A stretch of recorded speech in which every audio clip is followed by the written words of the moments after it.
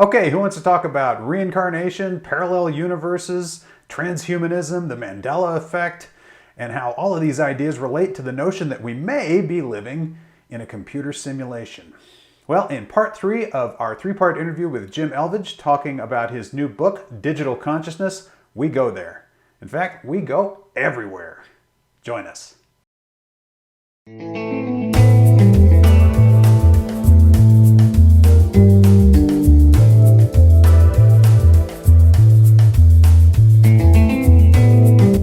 Friends, and welcome to the World Transformed. My name is Phil Bowermaster, and I'm pleased to welcome you all to part 3 of our 3-part discussion with researcher, truth seeker, and author Jim Elvidge. Jim, welcome back to the show.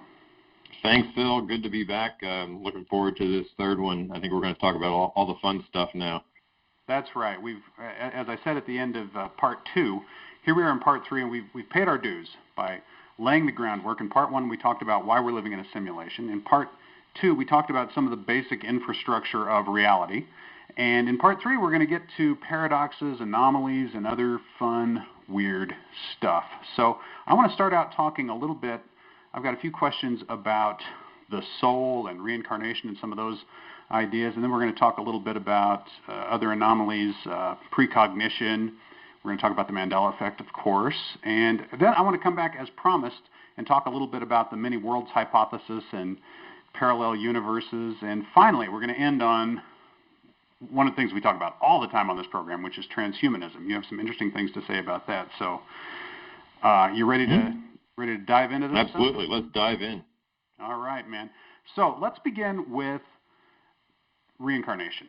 Okay, now there is this idea of having a soul, but there's some Buddhist sects, say that carefully, who believe in reincarnation, but they don't talk about an eternal soul, but instead they talk about this kind of karmic energy being passed from one lifetime to another. And when I read that a while back, it reminded me a little bit of Rupert Sheldrake. You're familiar with him, I assume. Yes.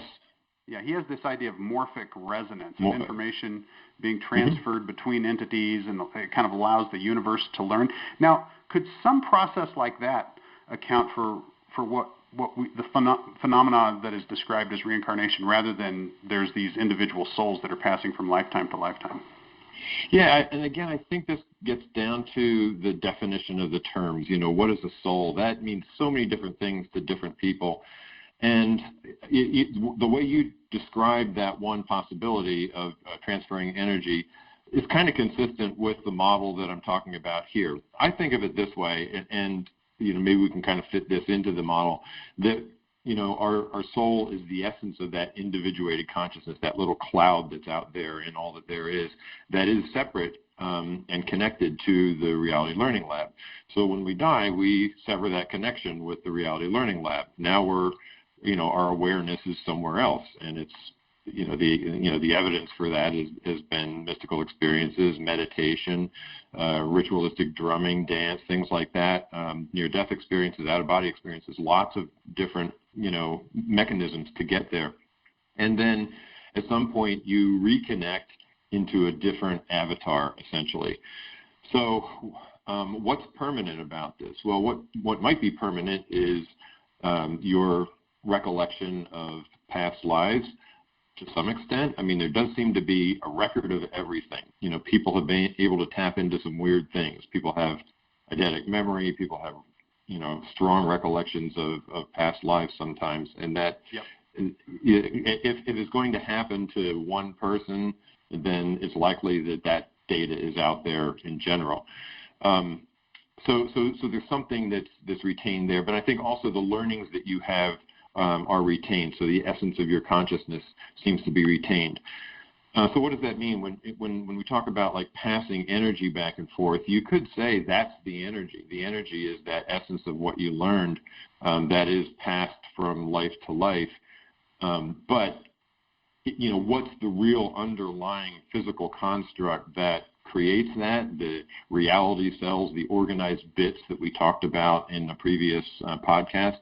That we don't know. I mean, that's something we probably can't even experiment with. We can maybe, learn about it when we're in that state, and asking other entities, what's it all about? What's it made of? How did it come about? And some people have done that and gotten some answers, and those answers seem to be somewhat consistent. But, what the mechanism actually is a little hard to say.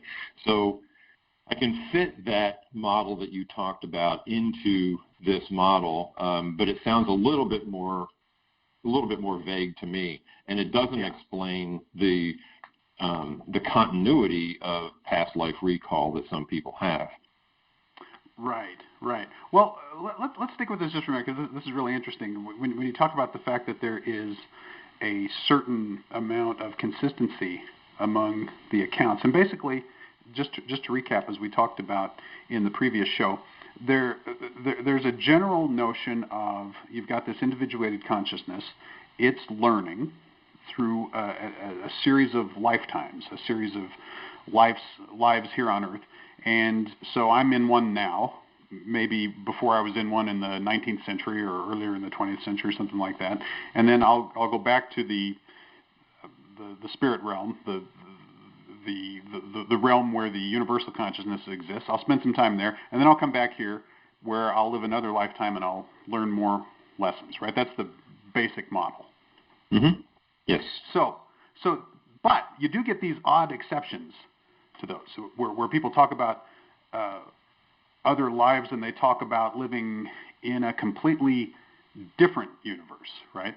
And is it possible, or maybe I've had past lives that weren't in North America, maybe they were in China or someplace, Atlantis or something like that. Is it possible that, keeping kind of with the morphic resonance idea just for a second, maybe we remember the ones that occur more or less nearby, kind of in time and in space, and maybe that's why, for example, if you survey Indian kids about their past lives, I've read just a little bit about this, they generally remember having lived in India, right? They generally, sometimes in a village a couple hundred miles away or something like that.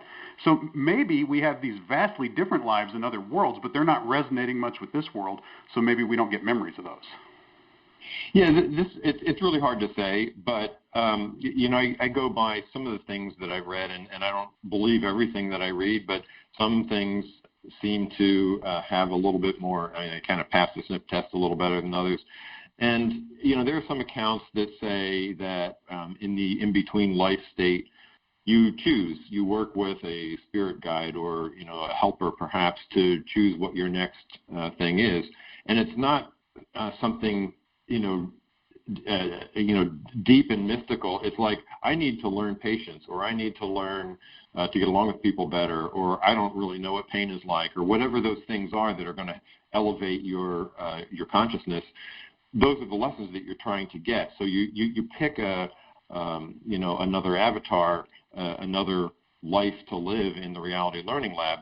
And maybe you have a tendency to just pick something that's familiar to you. I've been in the United States a whole lot, or I've been in Europe a whole lot. I want to do that again. I want to connect with these other people, these, what do you call them, soul, individuals that you kind of reconnect with in different lives. Right. I want to do that. And so even at the ethereal level, our consciousness may not be so evolved that they want to experience other universes or other things that are so far outside of our normal experience. We want to learn our experiences or get our next experiences in something familiar to us. So that's possible, but there are lots of cases of people that bounce around from country to country, from gender to gender, working with the same entities they have before, but in different relationships. Somebody who was once your husband is now your daughter or whatever, those kinds of things. And so it does seem like there's a little bit to the idea of a tendency toward familiarity, but I'd also say that we tend to recall things that are more familiar, and this idea of resonance fits that model too. If you look at somebody's face, for example, and you've seen a lot of people who have a face similar to that, they're going to remind you of somebody rather than not. So there might be just this tendency to recall things that are more similar to you. It also reminds me a little bit of some of the experiences people have had with DMT. and some other kind of psychedelics, they're so far out of the norm, they're frightening to people. I mean, we really don't want to go too far away from what our normal experiences is because it'll be frightening, disturbing, unsettling, whatever the words are. We tend to not like those. That's why fantasy games are not that different. Even when you go into outer space and fight the aliens, they generally have 2 arms and eyes, and you know what I mean. They're not that different. Yeah, exactly. Yeah, exactly. Well, and it kind of goes back to what we were saying in the last show when I asked, is it possible that the picture we're getting of the spiritual realm right now is somewhat limited, and the resonance would partly account for that? Are we currently looking at kind of a heliocentric view of the whole spiritual realm just because we're getting what's familiar and we're getting what resonates and what shows up in this world, which might be very different from once you get the full picture? Yeah, and I think later on you said you wanted to talk about parallel realities or parallel universes. There's, ample possibilities there. So, if you think of this reality learning lab as being one subsystem that's within all that there is, there's no reason why there aren't a bunch of parallel ones with different rules of physics and completely different experiences that you could jump into if you want to. Right, but in this body, in this life, it's hard to, you don't process that because you just don't have the equipment for it, right? It's like exactly, right. Yeah, so you don't remember that. Well, now let's talk about this precognition experiment that you reference. You talk about a number of bits of research that have been done into psychic phenomena, and it turns out if you want to research this, folks, there's a good deal of evidence that there's something going on there. There actually is fairly good scientific evidence that precognition and remote viewing and some of these other things are real phenomena. That they're not the woo that the clowns, right, would have you believe, but there actually is a legitimate phenomenon going on there. And one of the tests you talk about is really interesting. A precognition experiment where students remembered words they were about to type. Right? It's not like they're predicting. It's like they're remembering something before it happens. They're remembering the future. Now, that raises a question for me, and it comes back to the idea of past lives, although the word past becomes problematic at this point, because within the context of the reality learning lab, this reality that we're currently experiencing, is the future already there? Is it possible that our lives are occurring out of what we would think of as chronological order? So I could have a life now, and then my next one could be back in the Middle Ages or something like that, right? Where we're bouncing around in time like on Doctor Who, right? So that's let's talk a little bit about the experiment first and what the possible solutions to that experiment could be. And it's just one that I picked out, but there are others that are similar. And then we can talk about, does that mean that there's some time travel or that time doesn't exist and so forth. So what happened in this experiment was done by a guy named Darrell Bem, actually came from my alma mater, Cornell University, and used some rigorous methods. It looked like a well-designed scientific experiment, despite what the naysayers will have you believe. And basically, it's a very common kind of learning experiment where he shows people a bunch of words, and then at some point later on, maybe days later, he'll show them some pictures of some of those words, and then sometime, a third time later on, he'll ask them to recall as many words as possible, and they tend to recall the ones where they saw the reinforcement, the picture, in the second time that they were exposed to this. That's just testing memory and correlations and things like that. But what he did, which was fascinating. Oh, go ahead. Yeah, I'm sorry. Yeah, what he did was fascinating. He flipped step 3 with step 2. So he'd show them the words, then he would ask them to recall as many words as possible, and then later he would show them the pictures that would remind them of certain words. And he found that there was a statistical significance between the words that they picked and the ones that they later saw pictures of, as if there was some sense of precognition there. Now, the thing that's I'm sorry, I interrupted you there, Phil. Was there something? No, not at all. I was just about to say, but what you're describing is pretty conventional. Yes. What he did was actually a lot weirder than that, and you were going straight to it anyway. So sorry about that. Yeah. So he flipped that around, and to appreciate this, you're going to get some results that say something like, well, okay, it's 56%, or it's just a little bit beyond chance. But sometimes that can be really significant. A little bit beyond chance isn't significant if it's a small sample set, but a little bit, a few percentage beyond chance, beyond 50-50 chance, is really significant when you have a large number of people. It's like flipping a penny. If you flip a penny 100 times, there's a good chance it is going to come up 51% heads. But if you flip it 1,000,000 times, there's a very small chance that it's going to come up 51% heads. Right. Because of the numbers. That's just the way the statistics work. And in fact, if it comes up 51% heads, there's something wrong, right? Or there's something else going on. Either that right. coin is weighted, or right, but there is another factor involved at that point, beyond just what you think of as the coin flip. Exactly, and it's been estimated that the results of his experiment show something going on, as you said. With the odds against chance of 1 in 74 billion. Right. So there's definitely something going on there. And so what could it be? There are a number of possibilities in the digital consciousness model. I mean, one is evidence is rewritten after the fact. So after the students are told the words to type, the system goes back and rewrites all the record of the students' guesses so as to create that precognitive anomaly. That's something that seems to be happening in the Mandela Effect. But that's a possibility. But another one is that, the system could be selecting those randomly typed words to match the results that also generates this anomaly. Or we live in this observer-created reality. The whole sequence of events is either planned out or it's influenced by intent and then just played out by the experimenter and the students. So in other words, the system knows what's coming. The system can maybe influence the selection of things. If it's coming out of a computer, the system is in control of that. Right. So there are a lot of mechanisms that could explain this, but you can't explain it without letting go of the materialist paradigm. Right. Absolutely. Okay, so now what about moving around in time?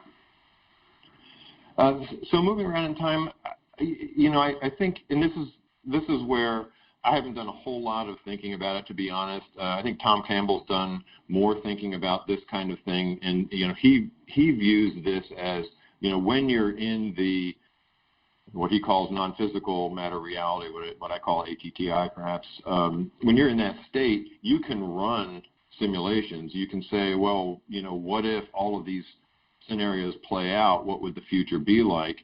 So there is almost like no sense of time. The fact that you're able to run simulations in parallel, implies that there really isn't a sense of time. If you think about it, our sense of time is rooted in this reality learning lab that we have. It's, it's defined by our laws of physics. We define what a second is. Our brain processes things in a certain way. We experience passage of time due to the way it's set up. Same with the physics of space. But in all that there isn't such a thing. So the idea of time kind of goes away. That's why I think you often hear about time disappeared, in my near-death experience, or, when I meditated, time stretched out, or you hear these kinds of expressions because their awareness is getting away from the reality learning lab. So could there be parallel things going on? Yeah, I suppose there could. Somehow, to me, though, I feel like there's something fundamental about the fact that you're building on your experience in your soul one life after another. So there's still some sequence of learning that's going on.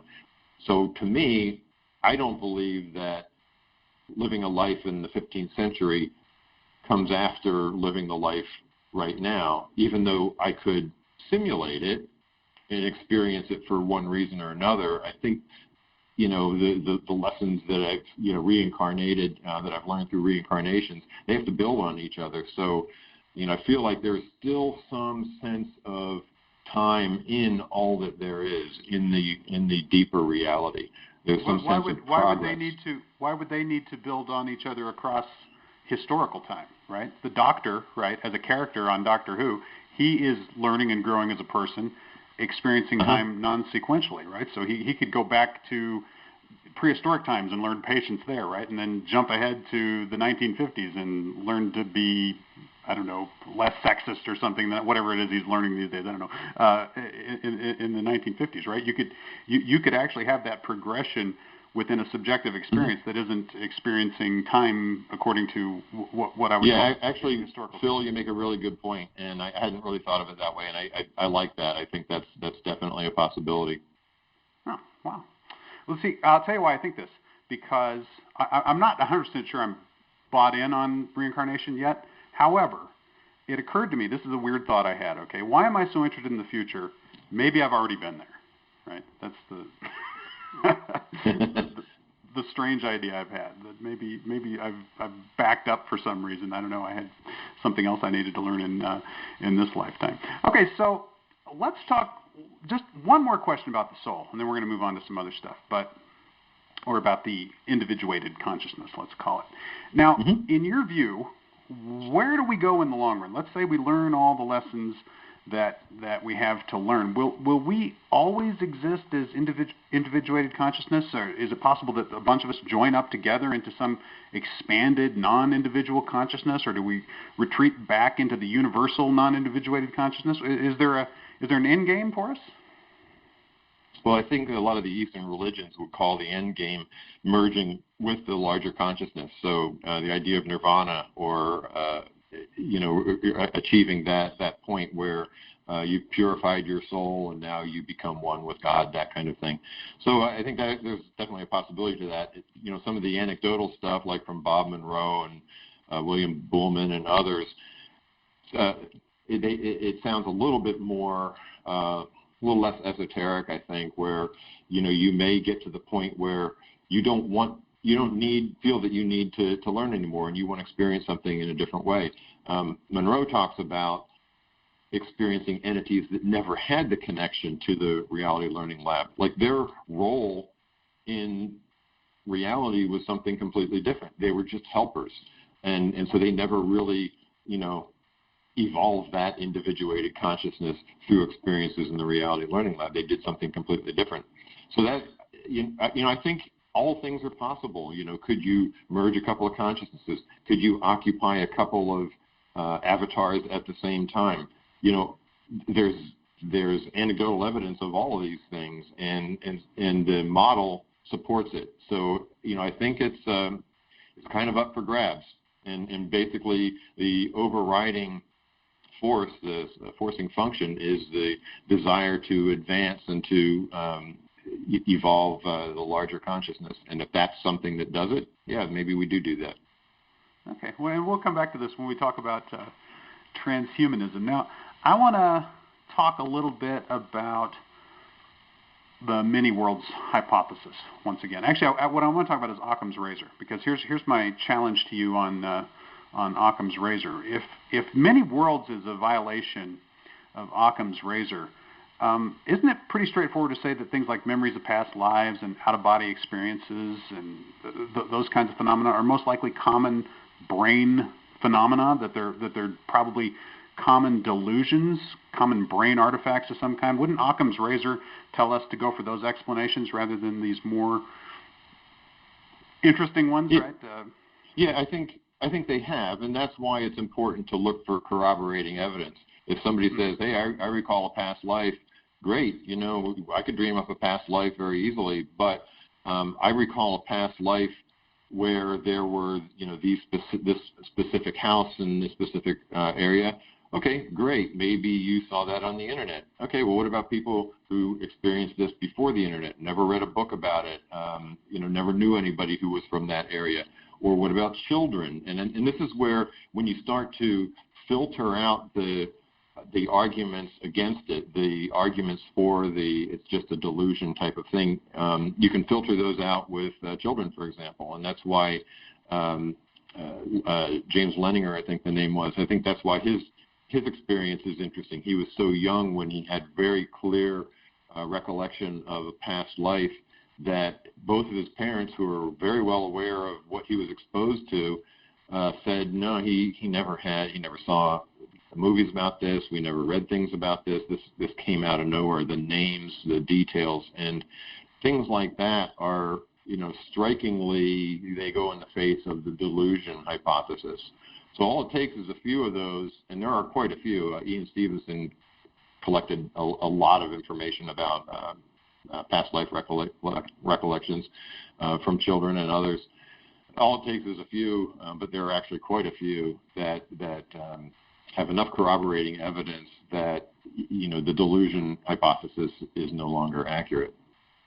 Right. What about this objection to? You mentioned briefly Rhonda Byrne and The Secret in the book, and one of the critiques that's been raised against her is, I think she made a statement to the effect that when the tsunami occurred in 2005, that the people in Indonesia, basically they had brought that on themselves in some sense, right? That their thought patterns had led them to that, or one perhaps mistaken reading of what you're saying here would be people chose that life, right? So they chose to have that happen.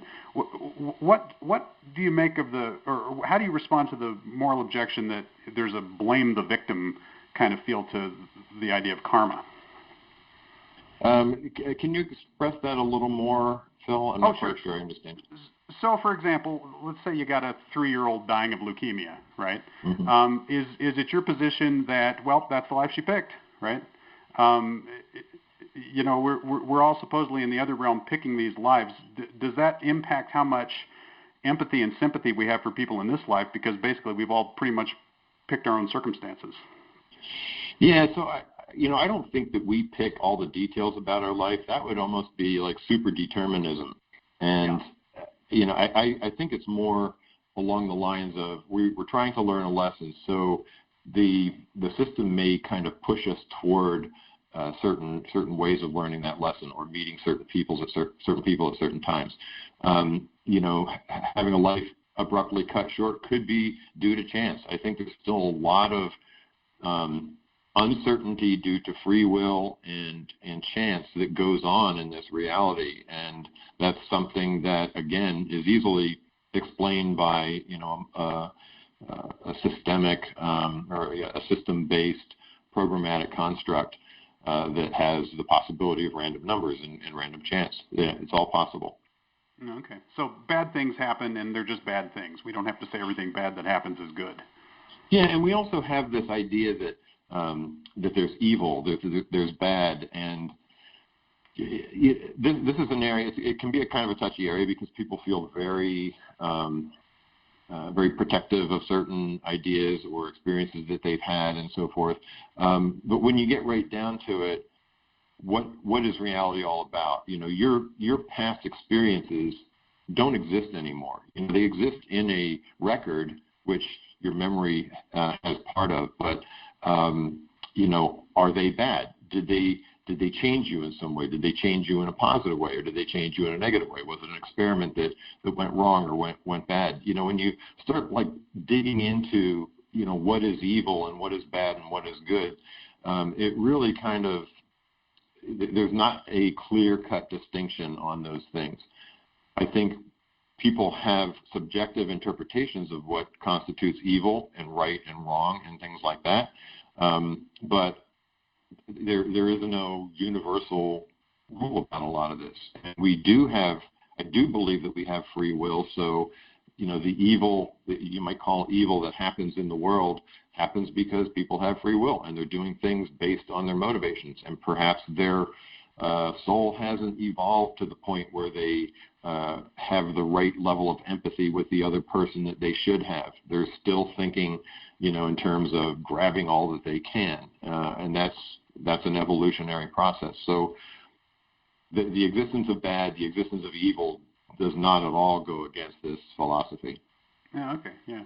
There's an interesting distinction that C.S. Lewis makes in one of his books, obviously a pretty orthodox Christian theologian, but he talks about evil, which is bad things people do. And then he talks about badness, right, which is just this kind of awful stuff that can happen sort of built into the universe, that free will actually relies, in order for people to be free, there has to be a certain amount of capability for things just to go bad, right? The randomness you were talking about before. You can't really have randomness and everything works out great, right? And you can't really have evil if all people can do is choose to be good. And if you don't have that possibility, then you don't actually have freedom, right? So that in order in order to live in a world that's free, there has to be a certain amount of badness and the capability for people to become evil. So there you go. See? Yeah, I totally agree with that. And another way of looking at that, or kind of a correlation, a corollary to it, is the idea that we learn from failure. We don't learn from doing the same thing over and over again. Maybe we learn to be a little bit more efficient about how we do that thing. But the big jumps that we make in our learning, the discrete discontinuities that we make in our learning, the evolution of our consciousness, those happen from failures and from things that you would normally think of as negative. It's an important part of reality. Absolutely. Okay, now we're finally going to talk about the Mandela Effect, Jim. I hope you're ready. Okay, I know you mentioned in the first episode that you have a theory on this, so I'm anxious to hear that too. Well, first I'm going to raise my big objection to the Mandela Effect and my general position on the Mandela Effect, but then I'm going to set you straight on the James Bond thing. Okay, so it's a two-prong. It's a 1-2 punch I'm giving you here. Okay, I hope you're ready. Okay, so first off, on the Mandela Effect, obviously there are whole volumes of research published on how flawed human memory is, right? We know that, eyewitnesses aren't very reliable and people predictably can remember things wrong. So once again, whipping out Occam's razor, isn't it more reasonable to believe that people remember things wrong than it is to suggest, right, that there's a universal consciousness having a laugh by changing the name of a children's book author or re-editing a James Bond movie from 40 years ago, right? Yes, and it boils down to statistical significance to me. If one person out of 100 remembers something differently, then by Occam's razor, I would say, probably it was a bad recollection. If 100 people out of 100 or 99 people out of 100 remember something differently, then I'm going to have a different opinion of that. And so, if you look at the evidence, I think there are a lot of things. Like, for example, I remember as a child, the church that I went to having a fire 2 times. My parents say, no, it only happened 1 time, and it did only happen 1 time, but I was certain that there was a second time. So I may have had a precognitive type of episode there. That's just one example. But, so you could also argue, was Jim wrong? Jim was wrong in their subjective experience, but I'm not sure Jim was wrong in Jim's subjective experience. All we are having is subjective experiences, and they aren't necessarily 100% equal to each other. So getting back to the Mandela Effect, I think it depends, and I think there are probably a lot of things where its recollection is due to maybe an urban legend that got promoted on a website or TV show or something like that. People remember that because they have shown that when you remember something, you don't remember what originally happened. You remember the last time you recalled it. It's definitely subject to change over the years. My wife grew up in Malaysia, and she and I have been arguing for 20 years now over whether there was an American movie called The Greatest American Hero that showed in cinemas that starred Gene Wilder. Now, obviously, because she went to see it as a kid, obviously there was The Greatest American Hero. It was a made-for-TV movie, and it starred William Catt. And part of the issue here might be that sometimes made-for-TV movies in the U.S. actually do get shown in other markets in the cinemas. And so it's possible, I've never actually researched this, but it's possible that movie was shown in cinemas. And William Catt kind of looks like Gene Wilder, so, and she was just a kid, so she confused the whole thing, conflated the whole thing. However, if she were on the line with us right now, she would insist absolutely, right, that this was a big Hollywood production and it starred Gene Wilder. Now, what's interesting about that is it's a sample of 1, right? So maybe she's wrong, maybe she's right. But is it possible, if these odd things are happening, that like one person could potentially have experienced something subjectively completely different from everybody else? Well, they clearly have. By definition, they've experienced something subjectively different. True. How real is that is the question. Yeah. All right, so now we got to talk about Dolly and Jaws. So set it up for us, Jim. No, you set it up. You're the Sure. So the James Bond movie Moonraker came out in the 70s, I think, and it featured a henchman named Jaws. Jaws was played by a guy, Richard Keel. One of the all-time great Bond villains, by the way, right? Absolutely. All-time great bad guys, yeah. And I think he was in two movies. He was in The Spy Who Loved Me, and then in Moonraker that was right after that. And he had a big mouthful of metal, and his way of killing people was he'd bite them on the neck and kill them that way. So, it was a great character. And you just looked at him, and then he would just smile, and you'd see the metal teeth and everything. So in this movie, in Moonraker, he's in Brazil, I believe. He's in a cable car, and it crashes. And as he's pulling himself out of the rubble, this young blonde woman comes, half his size. She comes up to help him move things out to get him out of the rubble. She's got ponytails, pigtails or something, and glasses, if I remember. And the two of them look at each other, and he smiles with that, big mouthful of metal, and she smiles with her braces.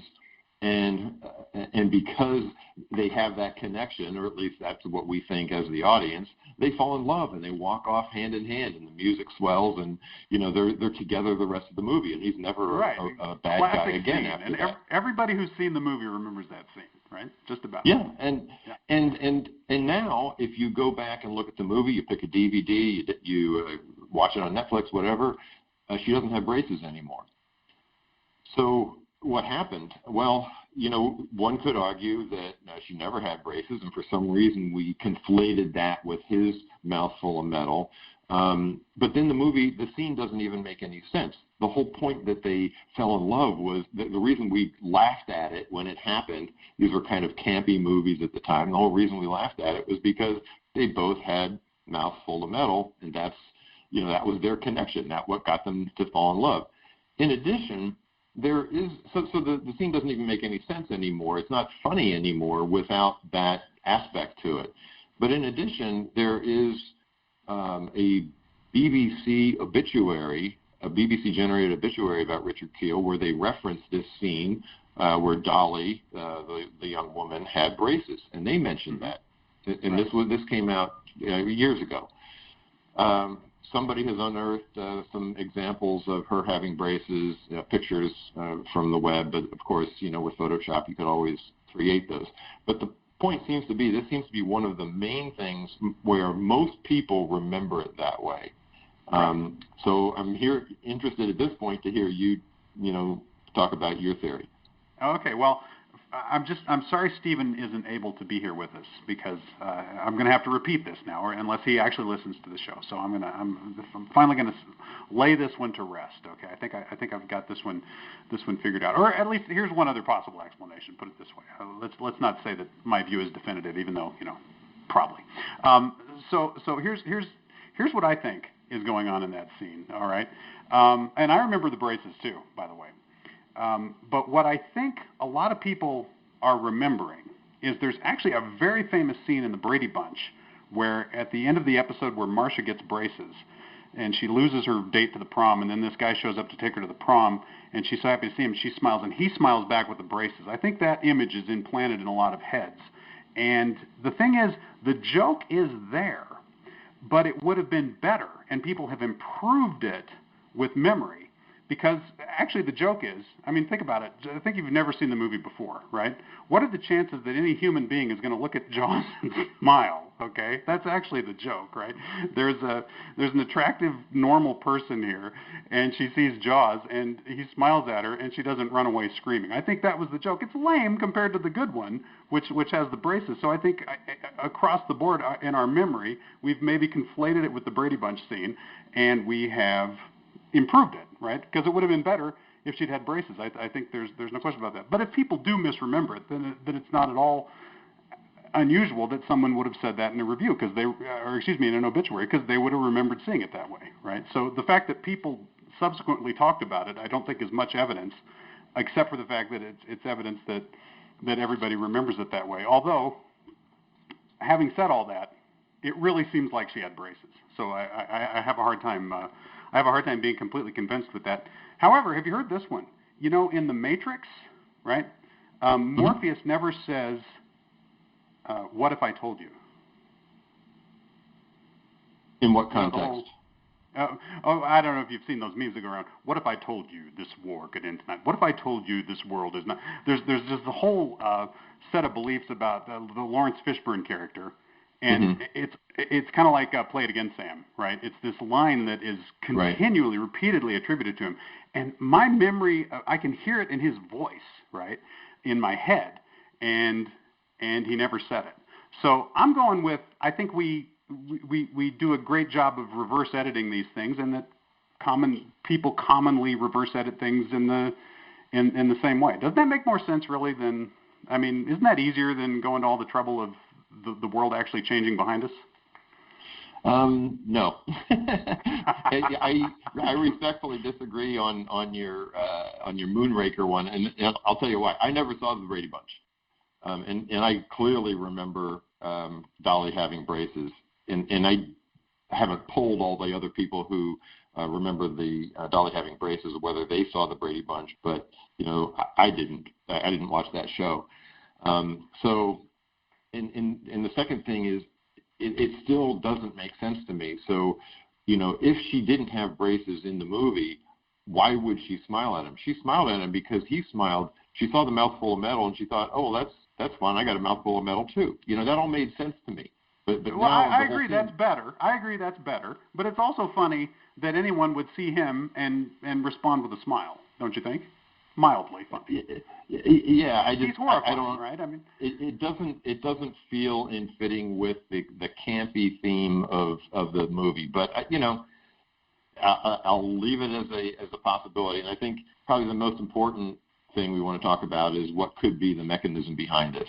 Yes, absolutely.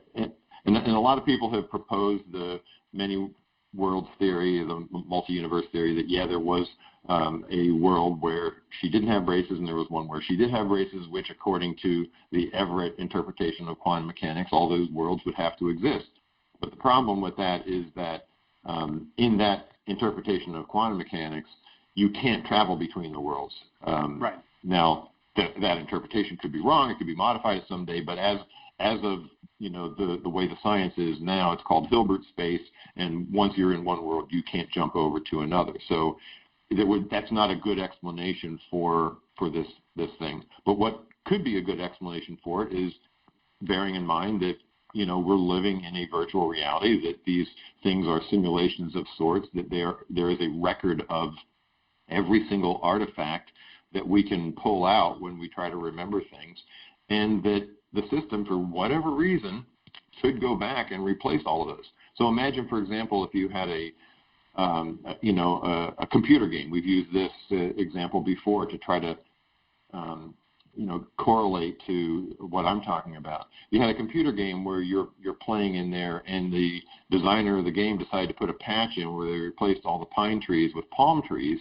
It's not hard to do that. It's very simple to do that. So from an Occam's razor standpoint, that's an easy solution. And I think when we invoke Occam's razor, a lot of people invoke it in the context of, well, what's the Occam's razor? What's the simplest solution that makes sense in a materialist-based world? I'm saying that world doesn't exist. So if you take those constraints out and say, what's the Occam's razor solution in a non-materialist-based world? Now you start looking more at the things that we're talking about. 90% of people remembered her having braces. Well, she probably did have braces. Okay. Well, so really what you're saying is Occam's razor doesn't apply once you've bought into digital consciousness pretty much as a whole, right? I mean, that's... No, I think it does apply. I like the whole theory of Occam's razor, but Occam's razor, I mean for this one. Yeah. No, even for this one. So if you recognize that our subjective reality is soft, that there is no objective reality out there, we talked about in the last two episodes all the scientific evidence for that. If it's soft, that means it's malleable. It can be changed. And if it can be changed, and most people remember something differently, and it can't be explained by urban legends or things like this, then let's take it at face value and assume that that the Occam's razor solution is that those artifacts got changed. All right. Well, I'll tell you what. We're going to leave that for now because I think that we could probably talk about this and I got lots more examples I could whip out, and we could go back and forth on the Mandela Effect. But let me tell you, that is as solid a defense of the Mandela Effect as I've ever heard anyone give. I think oh, good. Glad to hear it. If you're gonna believe in the Mandela Effect, you got to go with what Jim is saying. I think it's the only one that makes sense. Now, I want to ask you about you mentioned the many worlds hypothesis, and you're not too kind to that idea in the book. Basically, for reasons just stated, it's something that you reject. I'm going to try to bring it back in. Let's see if I can. Okay. So there's a book called The End of Time by Julian Barber. Are you familiar with that? Yes, I read that. Yes. Okay. In fact, I think he's one of the people that from the pure scientific community that really did some very good thinking about the discrete nature of reality in terms of space and time. Right. Okay. So exactly, he's got this model that basically it has this. I'm probably overly simplifying it, but I'll do my best here. This vast configuration space where all the possible universes and every possible event, they already exist. And what we think of as time and things happening is just sort of a wave form of probability running through all that. So if you put the many worlds into that model and synthesize it with digital consciousness, it seems to me that you've got not new universes being spun off. You just have consciousness moving through this really complex configuration space, which would be basically the program, right? The program that is running the Reality Learning Lab. So it's in some ways it's similar to the idea that we talked about last time, where the whole universe is there potentially, but none of it is actually there unless you're looking at it. Only now it applies across not just this universe, but all possible universes. What do you think? Is there a possibility of overlap there between many worlds and digital consciousness? Yeah, yes, there is a possibility. The one distinction I think I'd want to make here is that the pure Everett interpretation of quantum mechanics is that at the quantum mechanical level, every time a particle decides to spin one way or another, or decay or not decay, a new universe is created. So and I think this is what Julian Barber, and I don't want to speak for him, but I think he believed in this theory. In fact, a lot of scientists actually buy into the many worlds theory.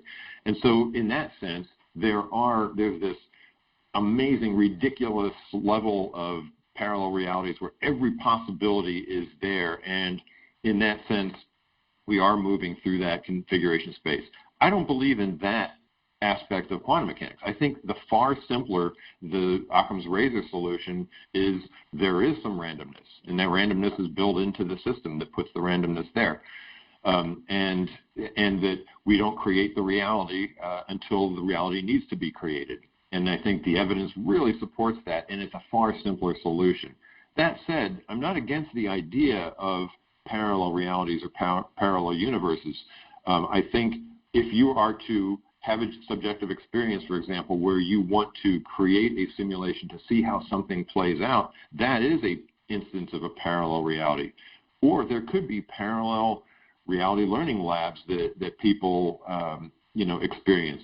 Could you connect to them? I mean, think about the way a massively multiplayer online role-playing game works. They have servers that handle, maybe 2,000 simultaneous players. So when you log in, they check your account, and your account goes to one particular server. So you're always interacting with the same players. But there's another server somewhere else in parallel running the same game, the same fantasy, with another set of avatars. Could you bounce between them? Yeah, somebody could actually say, we're going to change this person's account so that they now go to that server.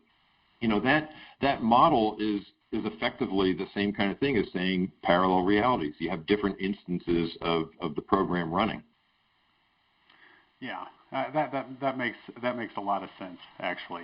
To me, I like the idea that they're all there potentially, right? That kind of like Max Tegmark's mathematical universe. If you don't take it literally, but if you say, yeah, well, it's all kind of embedded in the numbers anyway, right? Mm-hmm. The chunk of marble that you could carve any sculpture out of, right? That the whatever the underlying reality behind this reality is, it potentially could generate any of that stuff, right? What we are seeing, what we are subjectively experiencing is this, and there's a lot of other possibilities as well, but that they actually do exist in some potential sense, right? I guess is my and I think that's very fair to say, and the potential sense could be you deciding to pursue a different simulation or a different path or something like that, and then merging back with the mainstream at some point. We do that when we fantasize. What are we doing? We're having a subjective experience about something that maybe nobody's ever had before, and so what's going on in the background is probably a digital simulation. Yeah, we're borrowing from another reality, whether it's there before or after we borrowed from it, right? At some point, we're sort of subjectively experiencing that other universe. It's interesting. Right. All right, so let's come back to the idea of technical evolution, which we talked about in the first show. And I want to ask if maybe you're being a little too hard on the transhumanists. Let me lay this out here. I completely agree that, and in fact, we talked about the word immortality and why it's a problematic term. And I think that attempts to achieve, quote, immortality are probably misguided. Is it possible that conscious entities with a 200 or 500 or 1,000-year lifespan might be able to learn some unique lessons, right? Is it possible that our evolution as a species is also going along with our evolution as individual entities, and so that some of the things that the transhumanists are looking for are also kind of part of the evolution that the universal consciousness is looking for? Yes, I think it is possible that you could learn things as you hit ages that nobody has ever hit before. But I think the basis for their enthusiastic drive for immortality, for uploading consciousness and things like that, is based on not on reincarnation. It's based on the fact that we only live one life and we're worm food after we die. And so it's fear-based. It's like, how do I prevent that from ever happening? If they were to realize that they don't have to worry about that we do evolve and learn and have plenty of other experiences, within our consciousness later on, then there would be less emphasis put on, trying to extend life, I think. It's not that there might not be some lessons to learn or some experiences to get there. It's just that I feel like that rate of learning diminishes as we get older. We, tend not to learn the life lessons that we do when we're younger, and I think that's kind of the planned obsolescence aspect of our bodies.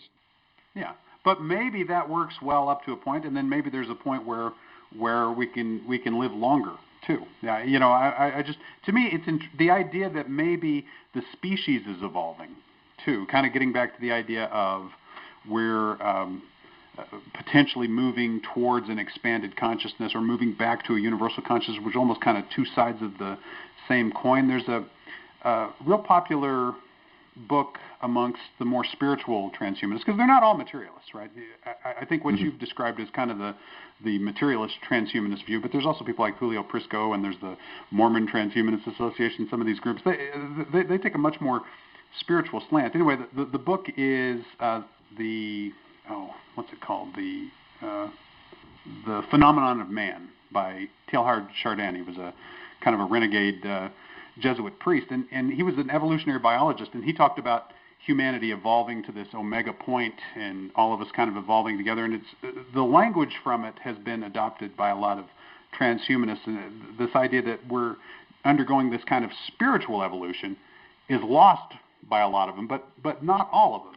And I just wonder, how does that idea of kind of a spiritual evolution of the species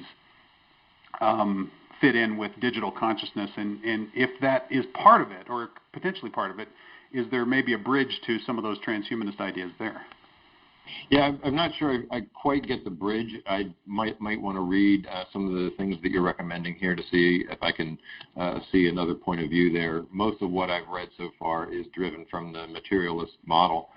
But the spiritual evolution is a key part of digital consciousness theory. It's, I think that we are evolving as a species. Our minds, each individual mind, which is our consciousness, is evolving.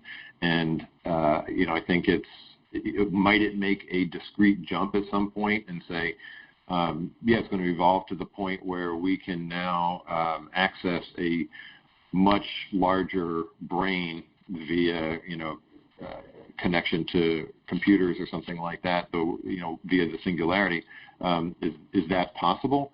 Yeah, it's possible, but I think that's something that the consciousness would decide to do, as opposed to, we're going to force it to happen by trying to upload our consciousness onto silicon.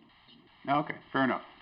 I think it'll be fun. We're gonna have Julio Prisco on the show sometime in the near future. Maybe we'll get you back and get you guys talking. I think it would be fun to explore some of the spiritual side of this stuff a little bit. Yeah, that would be very interesting for sure. So we're way past our time on this, but I've got to ask one more question, which is if you're a World Transform listener and you've hung in through more than 2 hours of this discussion now at this point, and you're thinking, so what? What does any of this have to do with me? What's your response to that individual? Yeah, I think we all search for truth to some extent, some people more so than others. But I think the message here is that the model that I'm talking about, which seems to have, if we, again, use abductive logic, it seems to fit everything that's going on in the world, all the strange things that seem to be happening in science and, metaphysics. That model is a very hopeful model. Basically, it's, showing that we aren't worm food when we die, that there is an afterlife. And so rather than a mentality of, we're on this earth, we have to grab all that we can because we're competing with a set of other individuals for a finite set of resources, and that drives all kinds of stuff. It drives wars, and it drives, greediness and the 1% and so on and so forth. If we realize that is temporary, like the Buddhists say, all is temporary, and this theory is just very much in line with that idea. We realize that that's temporary. That becomes less of an issue. Wars don't even make sense anymore. We don't have to compete for resources. Arbitrary geographical lines don't make any sense. We're all connected. Recognizing that we're all connected, recognizing that our consciousnesses are all connected to animal consciousnesses, the same thing will cause us to treat animals with generosity and respect as well. So treating each other with generosity and respect, treating animals with generosity and respect, not competing for resources, those are all outcomes of the realization that we live in a digital consciousness-based world. In addition, you recognize that our reality is soft in some way so that our intent can actually change reality, and that helps us get out of belief traps. Traps where we think, it's always going to be this way. There's no hope, nothing to get out. This is why placebos work. This is why power of positive thinking works. So, I think overall this just leads to a more peaceful, harmonious, and just and balanced worldview. And hey, we could all deal with that. I think that would be good for all of us. Well, I hope if it didn't come through in my questions and in our discussion, I hope you know, Jim, that I absolutely loved this book. I think it's profound. I think it's funny. I think it's unbelievably broad in scope, and yet it's still completely readable and accessible. And I just want to encourage anybody who's the least bit interested in this kind of stuff to check it out, especially if you think this all sounds like nonsense. Read the book, folks. Give it a chance. As I mentioned, I find myself highly persuaded by the first part of the argument, the physics arguments, right, and the idea that we're living in a simulation, and a lot less certain but intrigued by the rest of it, and ready to read some more on the subject and learn more. And I'm guessing, Jim, that's exactly the kind of thing you're hoping for. Absolutely. And thank you very much, Phil, for the endorsement of the book. I really appreciate it. And thank you for putting these podcasts together and, giving an opportunity for people who are thinking differently about things like that to talk about it and get the word out and have other people, jump in. And I would encourage anybody who's interested in this, please, join us on our forum or my website, the Facebook page. We do have people who have pretty active discussions about things and their experiences, and I'd just love to open that up to anybody. So I really appreciate the platform for talking about this. Absolutely. We got a link to the web page there in the show notes, folks, so follow that. You can find resources there. You can find links to all the rest of the stuff. Jim, Elvidge, thank you so much for being with us, and all the best to you. Thank you very much, Phil. And thank you all for listening. We will be back next week with a brand new show on topic undetermined. And until next time, live to see it.